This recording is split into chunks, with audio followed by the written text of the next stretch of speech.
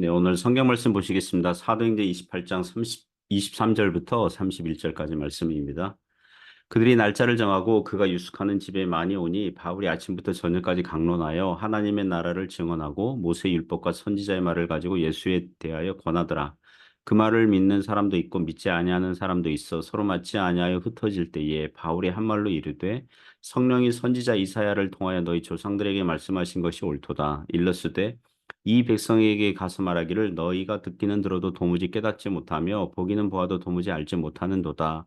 이 백성들의 마음이 우둔하여져서 그 귀로는 둔하게 듣고 그 눈은 감았으니 이는 눈으로 보고 귀로 듣고 마음으로 깨달아 돌아오면 내가 고쳐줄까 함이라 하였으니 그런즉 하나님의 이 구원이 이방인에게로 보내어진 줄 알라. 그들은 그것을 들으리라 하더라. 바울이 온 이태를 자기 셋집에 머물면서 자기에게 오는 사람을 다 영접하고 하나님의 나라를 전파하며 주 예수 그리스도에 관한 모든 것을 담대하게 거침없이 가르치더라. 아멘. 네, 오늘 설교 제목은 담대히 복음을 전함, 담대히 복음을 전함 이런 제목으로 하나님 말씀 증거하겠습니다. 오늘은 사도행전 마지막 그 설교입니다. 아침 경건회에서 사도행전 설교를 제가 찾아보니까 작년 5월부터 했더라고요. 5월 초부터 시작했는데 일주일에 3번 그리고 7월과 2월에 방학이 있었고 그리고 오늘 이렇게 사도행전 마지막 본문 그러니까 1년 정도 한 거죠. 그죠? 1년 조금 넘었는데 1년 정도 아침마다 사도행전을 만났습니다. 예, 감사하게 여깁니다. 오늘 본문은 사도 바울이 유대인들을 자기 셋집에 초청을 하고 하루 종일 복음을 증거하였으나 대부분의 유대인들이 믿지 않으니까 구원이 이방인에게로 간다 이렇게 선언하고 또 로마에 거주한 2년 동안 셋집에서 복음을 전파하고 가르치는 것으로 사도행전을 마무리합니다. 오늘 몇 가지 교훈으로 은혜를 나누고자 합니다. 첫째는 영적으로 겸손한 심령이 되어야 한다는 것입니다. 사람은 영적으로 겸손한 심령이 되어야 됩니다. 23절부터 28절에서 교훈합니다. 23절에서 유대인들이 날짜를 정하고 바울이 유숙하는 집에 많이 와요. 그러니까 바울이 아침부터 저녁까지 강론했다 합니다. 하루 종일 바울만 혼자 말할 수는 없죠. 예를 들면 1시간 남짓 강의하고 그 다음 질문과 응답의 시간을 가졌고 조금 쉬고 다시 주제 강의하고 또 질문과 응답하는 시간 갖고 뭐 이런 방식이었을 것입니다. 23절 후반절에서 하나님의 나라를 증언하고 모세 율법과 선지자의 말을 가지고 예수에 대하여 권하였다 그래요. 먼저 바울은 유대인들에게 하나님의 나라 개념을 바르게 교정해야 할 필요성을 느꼈을 것입니다. 바울 본인이 유대인으로서 바리새파 교육을 받기도 했고 그리고 바울이 회심한 이후에 복음을 전할 때 유대인들에게 가장 걸림돌은 하나님 나라 개념이었을 겁니다. 성경에서 하나님의 나라는 영적이고 도덕적인 하나님의 통치의 영역이거든요. 믿는 사람에게 임하는 하나님의 나라, 믿는 사람의 삶에 임하는 하나님의 나라, 하나님의 통치, 그 천국 영생을 기업으로 받는 것, 그거예요. 신령한 거죠. 예, 신령하고 신비하고 영적이고 도덕적인 성격이 하나님 나라입니다. 그러나 유대인들에게 하나님의 나라는 물질적이고 세속적이에요. 하나님이 그저 이스라엘을 세계 최고의 나라와 강한 민족으로 부강하게 하여 주신다는 세속적 성격의 나라. 그거예요.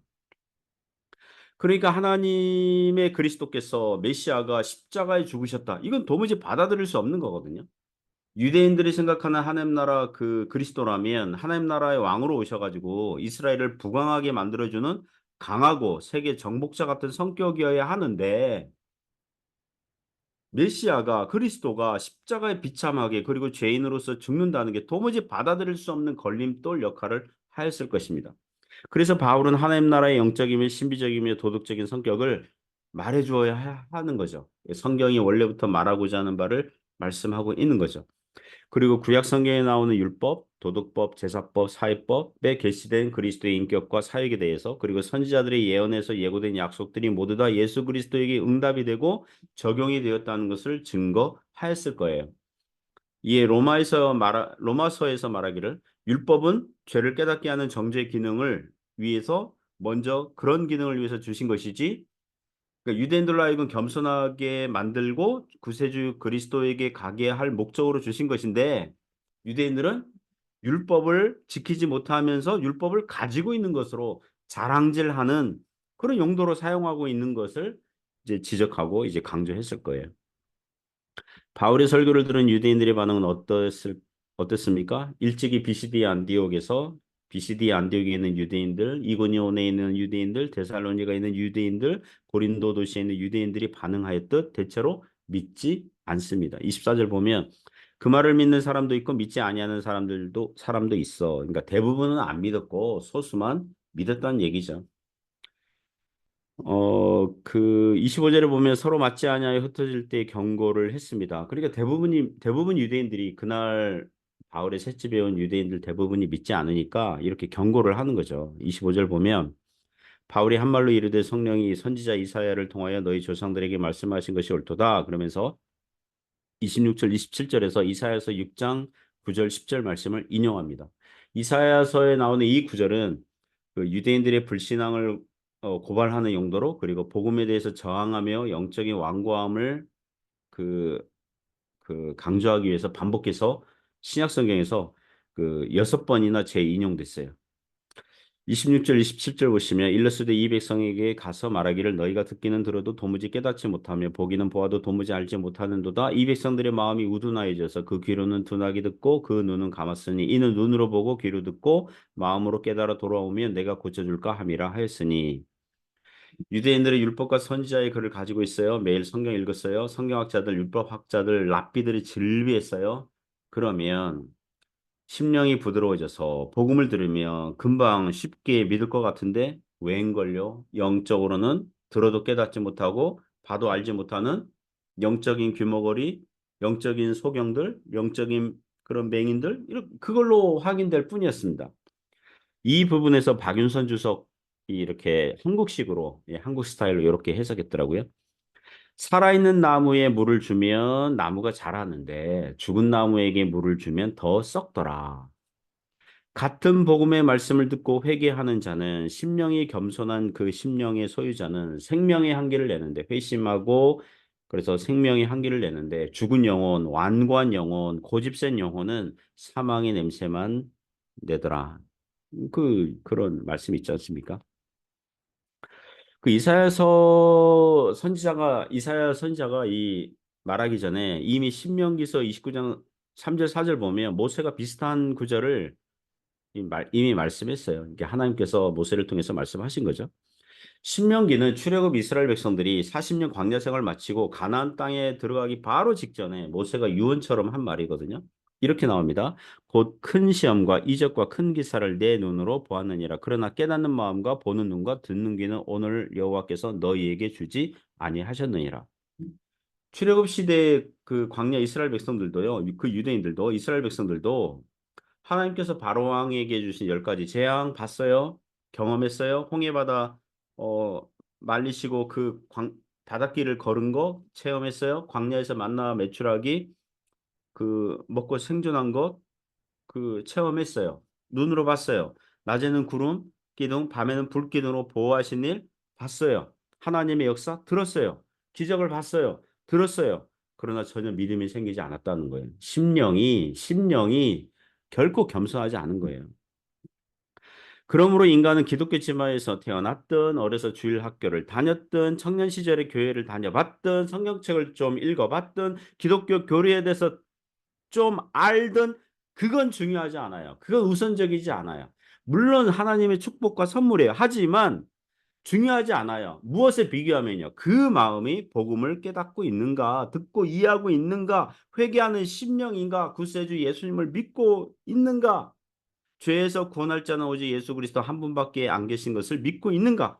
이게 더 중요한 것입니다. 교회당을 오래 다녀도 복음을 조금도 받아들이지 않는 사람들이 얼마든지 있을 수 있다는 것입니다. 28절에서 바울이 경고하죠. 그런즉 하나님의 이 구원이 이방인에게로 보내어진 줄 알라. 그들은 어 그것 그것을 들으리라. 과연 복음은 유대인들이 거부하니까 이방인에게로 갔고 이방인의 충만한 수가 믿은 후에는 다시 유대인들 중에서 영적인 시기심이 생겨서 믿는 자들이 생기는 것이 로마서 9장부터 11장까지의 그런 그 말하는 순서죠. 예, 그 논지의 순서입니다. 사랑하는 성도 여러분, 우리의 심령이 겸손한 심령 되어서 예, 주님을 믿는 이 신앙의 길을 계속해서 걸어갈 수 있기를 축복합니다. 두 번째 교훈은요. 복음 전파가 중요하다는 것입니다. 30절, 31절 보시면 30절에서 바울이 온 이태, 그러니까 full 2 years, 그러니까 2해, 2년 동안 이렇게 가득히 자기 셋집에 머물면서 자기에게 오는 사람을 다 영접했다고 그럽니다. 바울의 집을 놓고 하는 사람들은 소수의 유대인들도 있었을 거고요. 훨씬 많은 이방인들이 왔을 겁니다. 그리고 로마 교회 교인들은 기본적으로 자주 왔을 거고요. 그리고 그 교인들이 안 믿는 가족이나 친구를 데리고 오기도 했겠죠. 그래서 바울의 집은 교회 같기도 하고 말씀 집회 장소이기도 하고 선교센터 역할을 하였다는 것입니다. 그리고 사도행전에서 제일 마지막 구절이 31절인데요. 하나님의 나라를 전파하며 주 예수 그리스도에 관한 모든 것을 담대하게 거침없이 가르치더라. 이렇게 마칩니다. 여기서 질문이 생기죠. 왜 사도행전의 저자 누가는 바울이 당시 로마 황제 네로 황제 앞에서 재판받으면서 복음을 변호하고 황제에게 복음을 전하는 내용을 기록하지 않았을까? 그런 거 기록했으면 굉장히 멋있게 마무리됐을 것 같은데요. 그죠? 네로 황제 궁전에 가서 그 대법관, 그 황제와 여러 귀족들 앞에서 당시 로마 최고의 권력자들 앞에서 복음을 증거하고 막 그거를 그런 내용으로 마무리하는 게 더 멋지지 않을까요? 뭔가 좀 쿨하게 보이지 않습니까? 로마에서 지금 2년을 재판대기 상태로 있으면서 이때 옥중서신 빌립보서를 썼는데요. 빌립보서 에베소서 골로새서 썼습니다. 빌레몬서도 쓰고요. 그 빌립보서에 보면 곧 석방을 기대하는 내용이 나와요.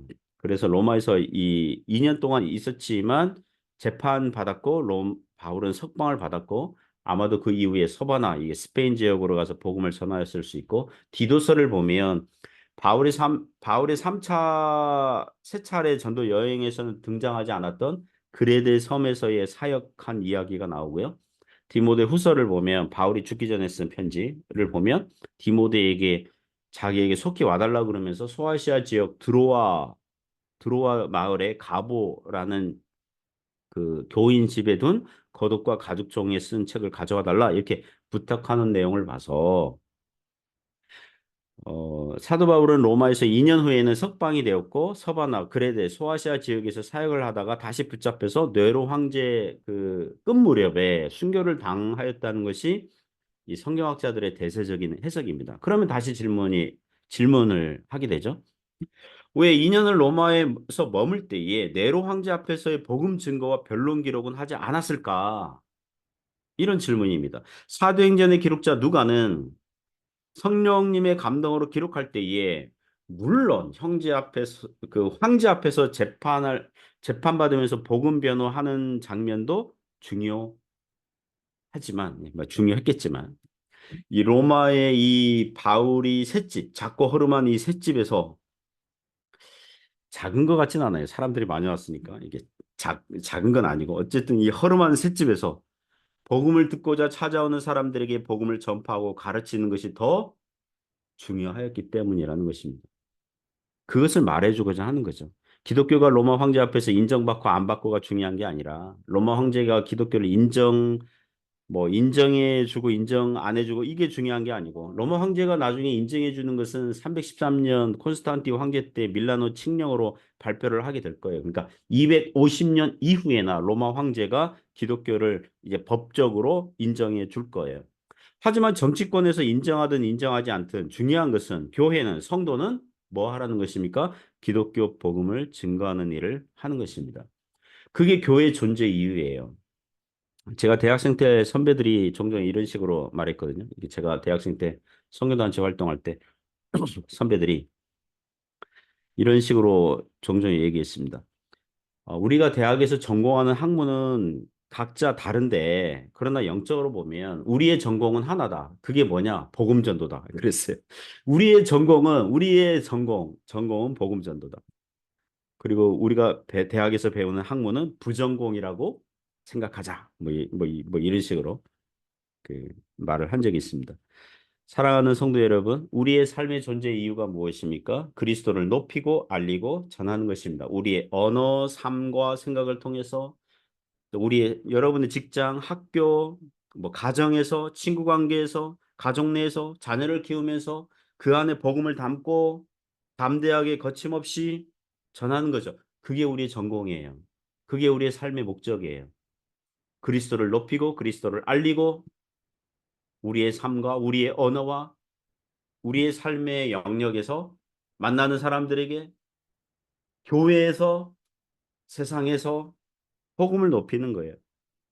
우리의 사도들이 그런 것처럼 우리 선배 사도 바울 선생님이 그런 길을 간 것처럼 예수님의 사도들이 그렇게 간 것처럼 교회사 속에서 우리의 신앙의 선배들이 그렇게 걸어간 것처럼 우리가 그렇게 모방하고 흉내내고 따라가고 그래서 그 안에 기쁨과 즐거움과 감사가 충만한 은혜가 있길 바랍니다. 기도하겠습니다. 하나님 아버지 감사합니다.